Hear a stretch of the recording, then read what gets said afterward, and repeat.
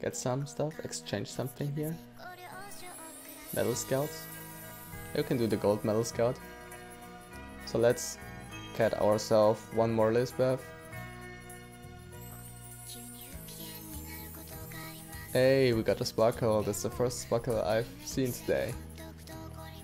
And we can do one of those Bronx. Not expecting much here, but maybe...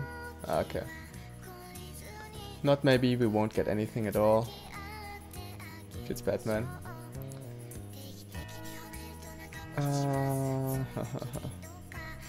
Let's see, at least we can make our Lisbeth level 85 now, I think. We could make her level 85, but I think it's not worth. Maybe I will see if she needs more crystals for SS3 or some stuff.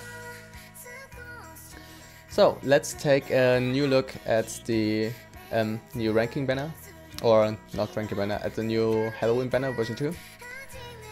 I've already done the 125 memory diamond scout and got only 1 hacking crystals from each of the characters, so only 2 stars, which is really bad, but yeah, nothing I can do there.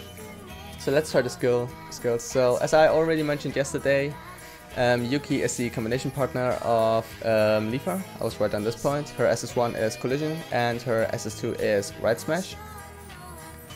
And her SS3 is Ritual Trick, so she teleports behind the enemy. I think it's a 6-hit combo. Let's see it again. It's a 6-hit combo and the range is pretty high. You can't do it from anywhere on the screen, but almost anywhere, so that's pretty good. Let's take a look at the combination partner. Here it's Leafa. Her SS1 is Shooting Star, normal for AP unit, and the second SS2 is Quadruple Pain.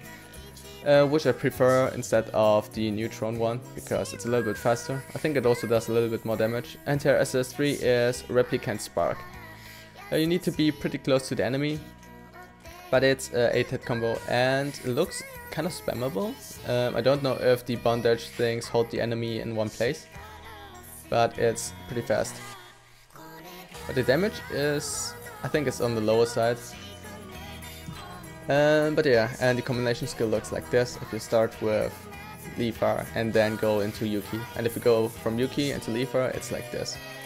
The good thing here is that both characters have a teleport, or they place themselves behind the enemy, which is really good. And yeah, that's about those two. So next up we have the MVP in design, at least. This Xenon. The Xenon looks absolutely amazing. She got a head, she got a witch head. That's so amazing. And her SS1 is the prone shot. Yeah, I think the other one with the machine gun is a little bit better because you can stack more combos if you really need it. SS2 is laser rifle or riffle. Takes pretty long, but it kind of seems a little bit faster than the other gun units using the same skill.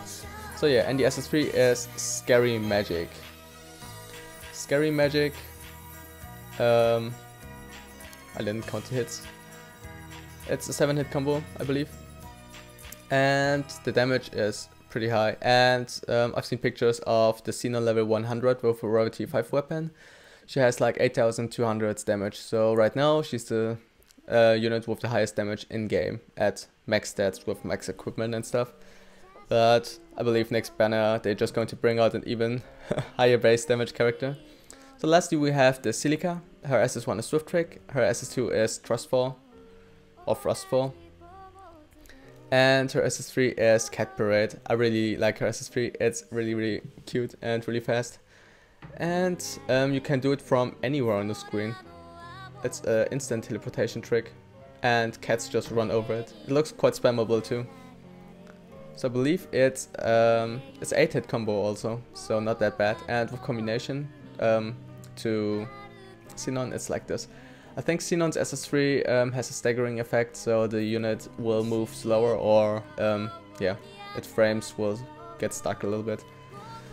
So, which of the units are the best and which are the worst? To be honest, every single unit from this banner is pretty good.